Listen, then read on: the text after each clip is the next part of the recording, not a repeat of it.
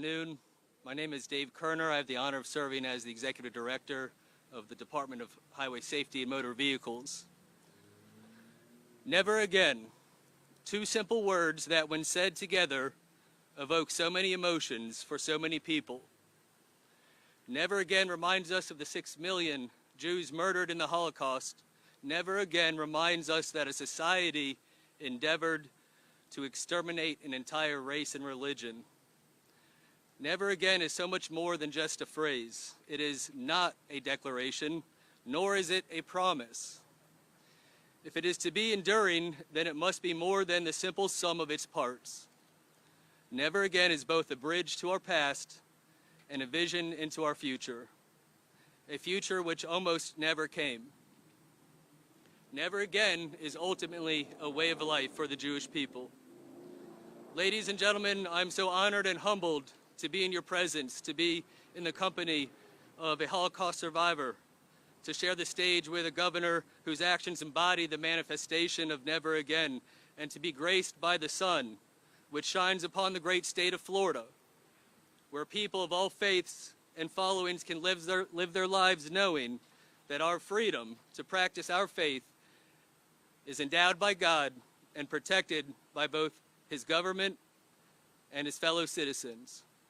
I remember my wedding just last year, in October of last year, on the bima of Temple Bethel. One of the happiest moments of my life was when I stomped on that glass and the guests erupted in Mazel Tov, and I became a husband. The glass, for those of you unfamiliar with this peculiar Jewish tradition, is placed on the floor in front of the groom. However, before it is smashed, it's traditional at most Jewish weddings for the rabbi to sing a Hebrew song called Im Eshkachef Yerushalayim, or in English, If You Forget Jerusalem. This commemorates the falling of Jerusalem and the destruction of the two Jewish temples that once stood there. It is said that whenever Jewish people experience immense joy, they should also remember the less joyous times in their ancestry. With celebration comes commemoration. So once the less beautiful times have been remembered, the time comes for the groom to break the glass. Why is this done? There are many reasons that Jewish grooms break a glass at the end of their ceremony, sealing their marriage to their bride. The first being, in keeping with the song that had just been sung, to commemorate the destruction faced by Jewish people over the past 2,000 years, a nod to the suffering that had come before. After all, if we can remember the dark times, even on the brightest of days, we'll never allow them to be forgotten. And through this process, we bring meaning to never again. I had the unique honor in 2016 to co-sponsor and vote on the legislation that created the Florida Holocaust Memorial. The text of Senate Bill 716 is both short and powerful. It is the intent of the legislature to recognize and commemorate the millions of people, including 6 million Jews, murdered by the Nazis and their collaborators before and during World War II in Europe, and, most importantly, to honor the survivors of the Holocaust through the establishment of the Florida Holocaust Memorial. It is not the memorial itself that honors the survivors of the Holocaust, but rather the emotion that the memorial evokes when we are in its presence. We honor our beloved and cherished survivors by remembering the past. We remember the past so that we secure our future, and in doing so, we give life to the intent of never again. Today, of course, is a joyous occasion, and so I, of course, am compelled to remember our past by reading a short excerpt from a high-ranking Nazi official in the final throes of the Holocaust, contemplating the Jewish question. That is the question that he was contemplating, whether murdering only Jewish men was sufficient, or should women and children be included as well. Quote, "We were faced with the question, what about the women and children? I decided to find a clear solution to this problem too. I did not consider myself justified to exterminate just the men, in other words, to kill them or to have them be killed, and allow the avengers of our sons and grandsons in the form of their grandchildren to grow up. The difficult decision had to be made to have these people disappear from the earth. The Jewish question in the countries that we occupy will be solved by the end of the year. Only remainders of odd Jews that manage to find hiding places will be left over. People may wonder, this is me speaking now, people may wonder why Florida looks so differently than so many states following October 7th. Why were our campuses free from chaos? Why were our Jewish day schools and synagogues flanked by state troopers? Why did the governor order state troopers onto our college campuses? Why did our legislature enshrine this law in this memorial? Because never again is so much more than just a phrase. It's not a declaration, nor is it a promise. If it is to be enduring, then it must be more than the simple sum of its parts. Never again is both a bridge to our past and a vision into our future, a future which almost never came. Never again is a way of life. Mr. Schachter and Consul General Elbaz Darlinsky, I hope that as the shadows of the past attempt to block the blanket of freedom and safety that the Florida sunlight represents, that you find comfort in this moment. And on this occasion, that in Florida we recognize that our future and safety and security is not promised, but that we work with the intent to secure our future and that of the Jewish people. And that in the great state of Florida, never again is more than a phrase. It is a way of life. It is my honor now to call to the stage Senator Tina Polsky for comments. Senator.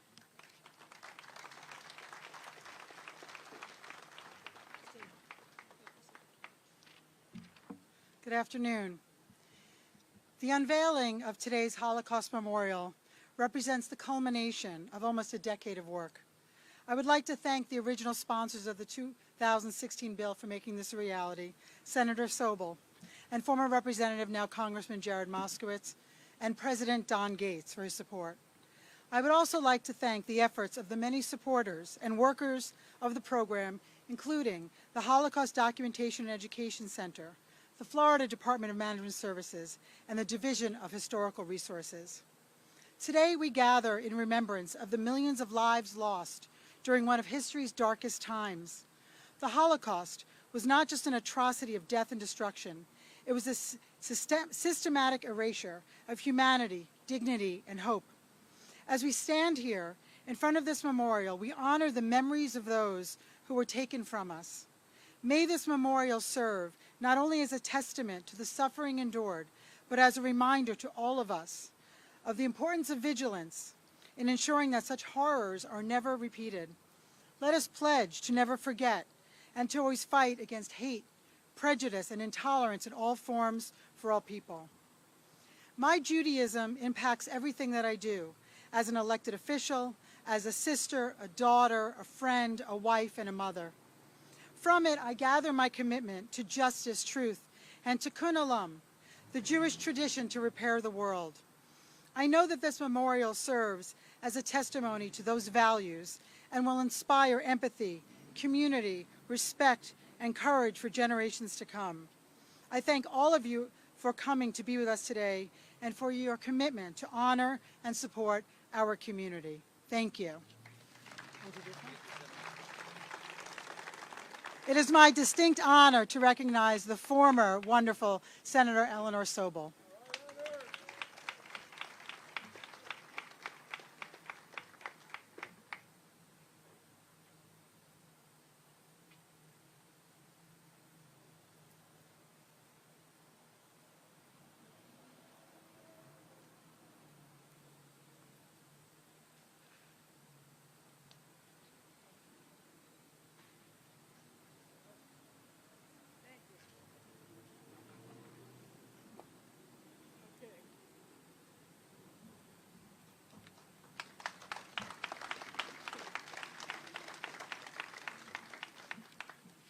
Good afternoon.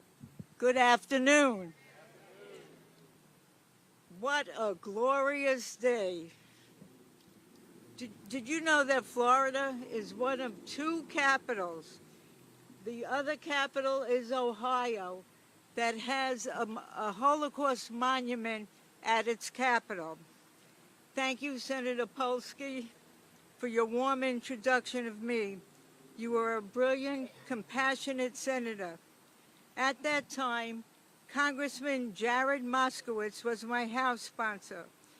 Thank you, Governor Ron DeSantis, Senate President Ben Albritton, and House Speaker Daniel Perez for your support. Then, Senate President Don Gates, a titan of a mensch. Now, I wrote the speech and it turned into bench. I said, you're no bench, you're a mensch.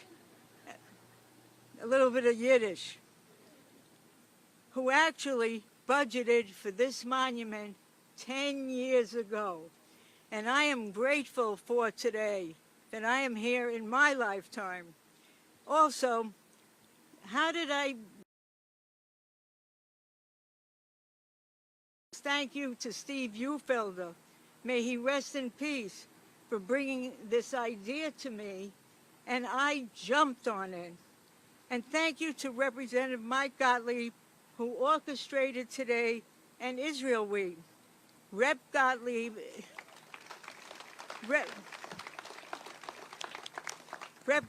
is also the chair of the bipartisan Jewish Legislative Caucus. Thank you to all its members for working together. And thank you to the Bulldog. You all know who the Bulldog is.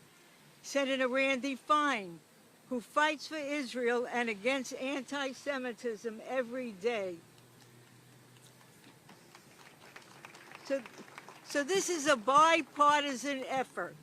Thank you to Executive Director Scott Ehrlich from the Posnick JCC for bringing all the people here today who posted pictures, and Executive Director Rosita Koningsberg from the Holocaust Center, who also contributed many photographs of Florida families who were victims of the tragic Holocaust.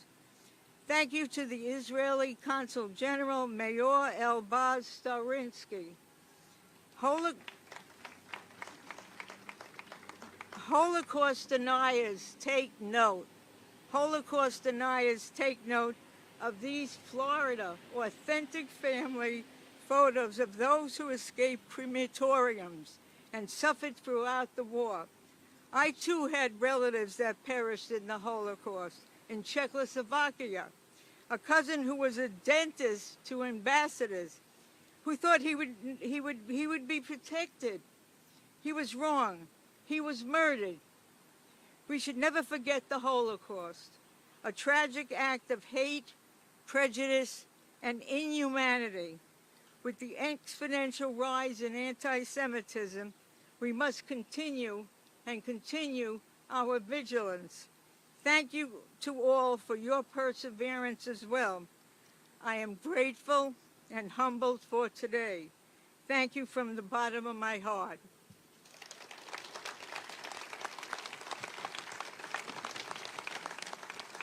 And there's only one safe spot for this, right here. Okay. Thank you.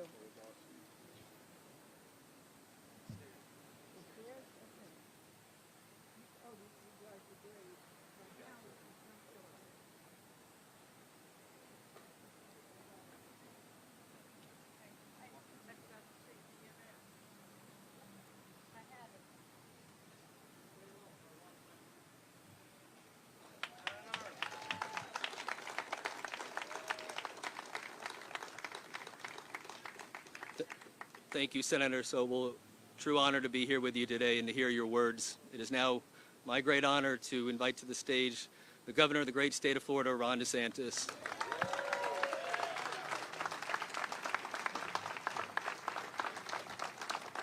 Thank you. Good afternoon. Thank you so much. We pride ourselves on saying never again, but there are times when that resolve is tested. and October 7th, 2023 represented one of those times. That day was the largest slaughter of Jewish men, women, and children since the Holocaust itself. And make no mistake, Hamas, if they had the capability, they would commence a second Holocaust. That is their goal. And even in the aftermath of that barbarity, people like me were saying that, you know, you're going to start to see rationalizations, you're going to start to see all these excuses as to why somehow Hamas was not fully responsible. And in Florida, we never succumbed to that. We knew that the problem is Hamas terrorists, and the solution is to eliminate Hamas terrorists. So we've stood proudly with the state of Israel through these very trying times. Days after October 7th, I issued an executive order authorizing the state of Florida to carry out logistical rescue and evacuation operations for Americans and provide necessary law enforcement support for Jewish communities in Florida. At the time, the U.S. administration was not being responsive to people that were just trying to leave what became a war zone. Our administration evacuated almost 700 Americans back to Florida over a series of 4 flights from Israel to Florida, and we were happy to do that. We also worked with the legislature during a special legislative session and took executive action to ensure the protection of Florida's Jewish community, including directing the Department of Highway Patrol to protect Jewish day schools and synagogues throughout the state, directing the state university and college system to ease transfer requirements for any out-of-state Jewish students who were facing discrimination in light of October 7th, and providing new funding to protect Jewish institutions and houses of worship. And Commissioner Kerner mentioned, you didn't see any Columbia universities happen in the state of Florida.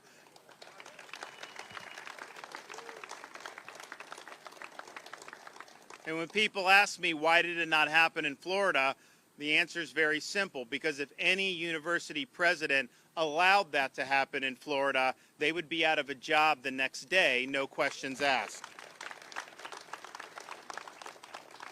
And while you have a right to say and believe things that are distasteful and even hateful, we will hold you accountable for your conduct. And if you are out violating the rights of other people, if you're issuing threats, if you're trying to intimidate Jewish students, faculty, or anybody for any reason, we will kick you out of campus.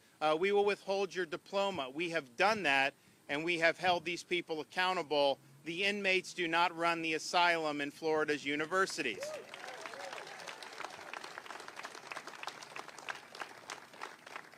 We were proud to sign the budget in June of last year to provide, amongst other things, $20 million in funding to bolster security at Florida's Jewish day schools and Jewish preschools. We did $5 million in funding for the Museum of Hope and Humanity in downtown Orlando, which will serve to honor those we lost in the Holocaust. $3.5 million in funding for the Jewish Day School Student Transportation Safety Initiative, which assists Jewish students in South Florida by providing transportation to and from school while ensuring safety and security of the students, and over $7 million to various Holocaust Memorial and education centers around the state. And since I've been governor, we have bolstered Holocaust education in our K through 12 schools. And again, you have a right for free speech, but a teacher that is in front of students trying to minimize the Holocaust, they get a pink slip and they're no longer going to be teaching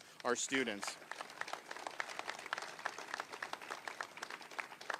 And we've really led the fight on so many efforts. We were the leading state to combat BDS. We've led the fight to make sure our universities were safe for all students.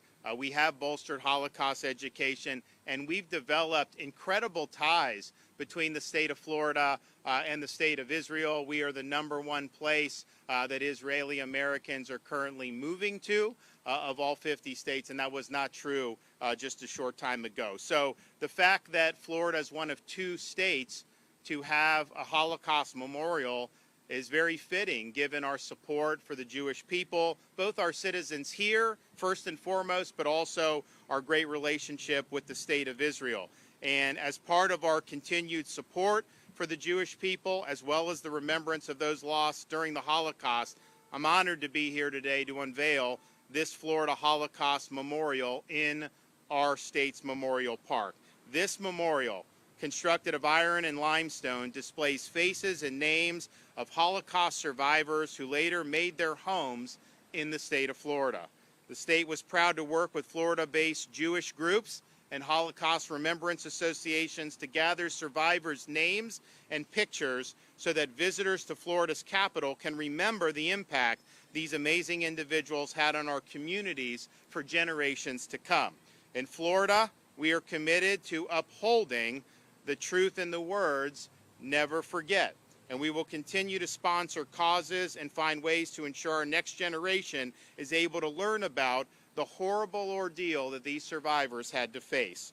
This memorial is the first edition in Memorial Park, and we will have additional memorials in the not-too-distant future. Now, we're also honored to be joined here today for our unveiling by a Holocaust survivor, David Schechter, who has dedicated his life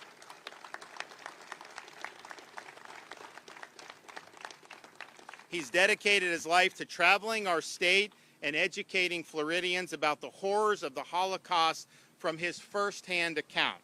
David was born in Czechoslovakia in 1929 in a small town on the border of Hungary. In April of 1940, at just 11 years old, he, his mother, and his 3 siblings were taken by cattle car to Auschwitz, where he was forcibly separated from his mother and sisters and never saw them again. After some time, David and his brother were both transferred. They faced the brutality of those concentration camps for over 3 years until his brother was murdered. But David remained in camp until he escaped as the Allied armies advanced.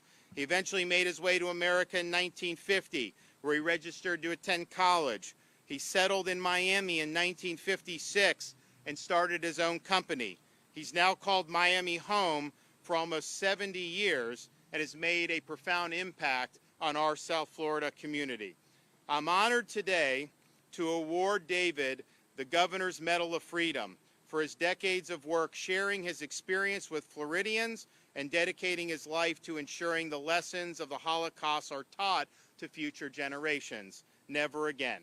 At a time when anti-Semitism is rearing its ugly head across college campuses in the United States, it's more important than ever for stories like David's to be shared and preserved for future generations so that they truly never forget what can happen when hateful ideology is left unchecked.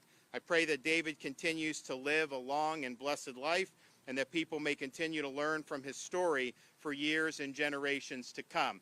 Now I'm going to go down and present the medal for David. Then I think we're going to have an unveiling of the memorial. So do we have the medal with us? Okay.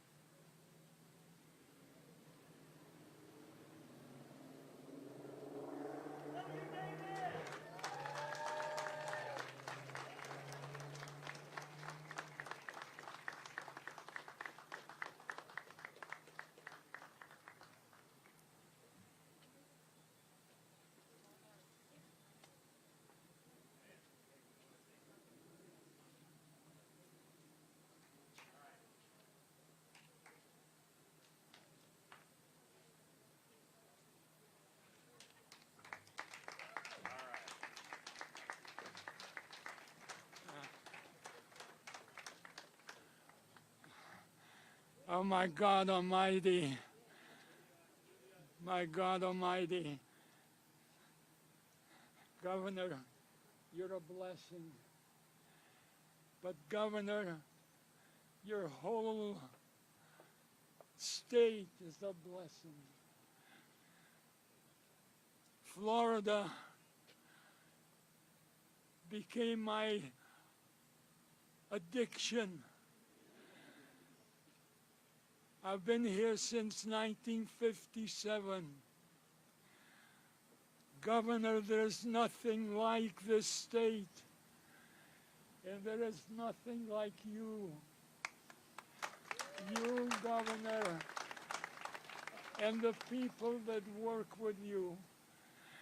You have never lost your humility. You have never lost the decency. God Almighty, decency that I had been denied, and the decency of 6 million people, and the decency in the world. And you have maintained this unbelievable, beyond words, beautiful state with all the goodness of God and the decency available. God bless you, Rob. God bless you. Thank you so much. Thank you so much. I am. It's inspirational to hear you and see you and all you've done. Right. So this is well deserved. Thank you so much. You got a lot more in the tank too. So all right, here we're gonna go. Are we gonna pull it over here? All right. So help us pull this down. We're gonna unveil it. There's a big step there. This side or the other side? The other side. Okay. Come over here, David. Come over here with us and help us do this. So we're gonna go over here. Okay. Now, are we just pulling on this side? Yes, we're going to pull on this side. We're going to have everyone line up. Okay. Right here, we'll have So you, David, get in here.